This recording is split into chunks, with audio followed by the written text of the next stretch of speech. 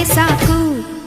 ಮಗಳೇ ನಮ್ಮ ಪ್ರೀತಿಯು ನೀನೆ, ನಮ್ಮ ಕುಲದ ಕಣ್ಣು ನೀನೆ, ಬಯಸಿ ಪಡೆದ ಭಾಗ್ಯವು ನೀನೆ ನಮ್ಮ ಬಾಳಿಗೆ, ಆನಂದದ ಬಾಳಿಗೆ.